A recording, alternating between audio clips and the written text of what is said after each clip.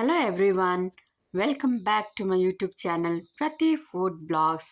आज म तपाईहरुसँग chicken करीको recipe share गर्न लागिरहेको छु। आज चाहिँ म तपाईहरुलाई एकदम युनिक टाइपमा चिकन करी बनाएर देखाउने छु। मैले यो सबै इन्ग्रेडियन्ट्सहरु लिएको छु यहाँ मैले लिएको छु 250 ग्राम चिकन। अन्त यसमा एड गर्दैछु दही, कर्ड हो यो चाहिँ 3 टेबलस्पुन। अब म यसमा एड गर्छु टर्मरिक, हर्दी,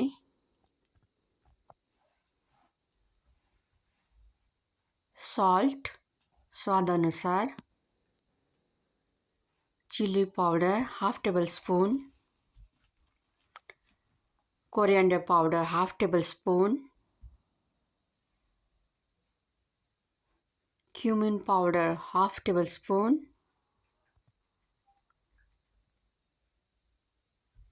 onion paste 2 tablespoon,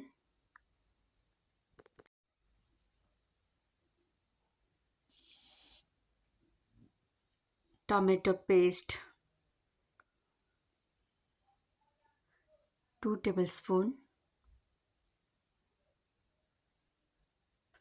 अब यो सबै हालेर चाहिँ हामीले मज्जाले मिक्स गर्नुपर्छ। अलिकति तेल रिफाइन ऑयल। अब चाहिँ यो चिकनलाई चाहिँ मज्जाले यो इन्ग्रेडियन्ट्सहरुमा चाहिँ मज्जाले मिक्स गर्नुपर्छ।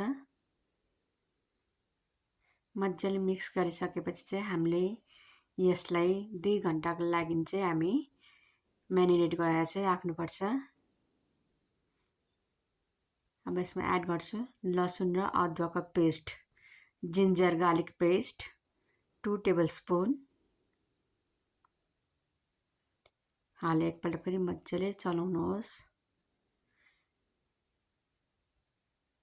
यस्तो प्रकारले बनायो भने चाहिँ चिकन एकदम दामी हुन्छ, एकदम मिठो हुन्छ। तपाईहरुले ट्राई गर्नुहोस्। म जस्तो प्रकारले बनाउँछु त्यस्तो प्रकारले स्टेप बाइ स्टेप जानुहोस्, एकदम दामी हुन्छ। अब यसलाई चाहिँ म 2 घण्टाको लागि चाहिँ म्यारिनेट गरेर राख्छु। ग्यासमा मैले कराई हिट गरिरहेको छु। अब यसमा एड गर्दैछु रिफाइन ऑयल,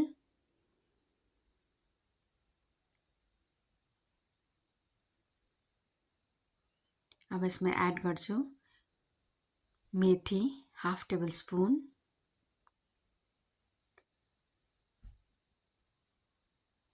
मेथीलाई चाहिँ मजाले खराउनुपर्छ कालो हुनुन्जेलसम्म। खरायो भने चाहिँ यसको मिठो फ्लेभर आउँछ मासुमा। अब एड गर्छु प्याज मसिनो काटेको,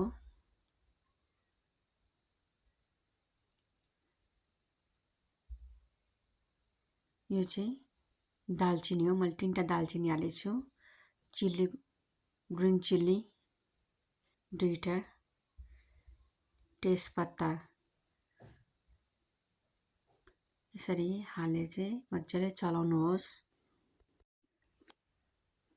प्याजलाई चाहिँ मजाले पकाउनुपर्छ।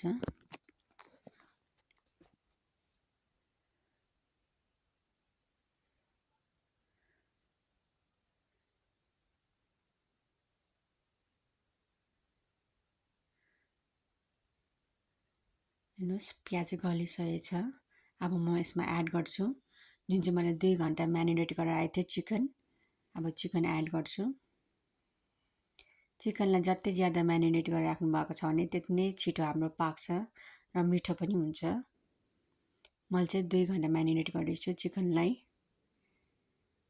अब यसरी हालेर चाहिँ मजाले चलाउनुहोस्। यस्तो प्रकारले बनायो भने चाहिँ चिकन एकदम मिठो हुन्छ, एकदम दामी हुन्छ। अब म एकछिन यसलाई छोपेर पकाउँछु।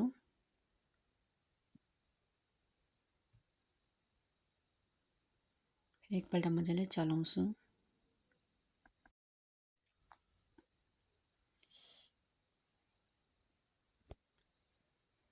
अब यसमा एड गर्दैछु मैले गरम मसाला 1 टेबलस्पुन। यो चाहिँ कसुरी मेथी हो। कसुरी मेथीले चाहिँ चिकनमा राम्रो फ्लेभर आउँछ। अब एड गर्दैछु बटर 1 टेबल स्पुन। एउटा क्युब हालेको छु मैले बटरको। अब यसरी हाले चाहिँ मजाले चलाउनुपर्छ।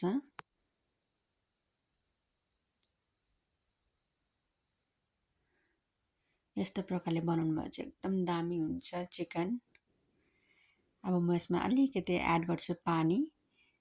पानी हालेर चाहिँ म अब यसलाई 10 मिनटसम्म पकाउँछु। 10 मिनटको बाद चाहिँ हाम्रो यो चिकन चाहिँ पाकेर रेडी हुन्छ। अब हेर्नुहोस् 10 मिनट भइसकेको छ। चिकन अलमोस्ट हाम्रो रेडी भइसकेको छ।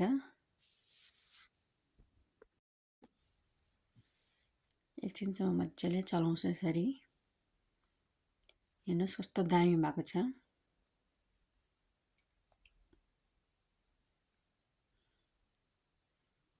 हेर्नुहोस् मजाले पाकेको छ चिकन। एकदम डिलिसियस देख्दैछ। अब हाम्रो यो चिकन रेडी छ सर्भ गर्नुको लागि। अब म एउटा बोलमा ट्रान्सफर गर्दैछु।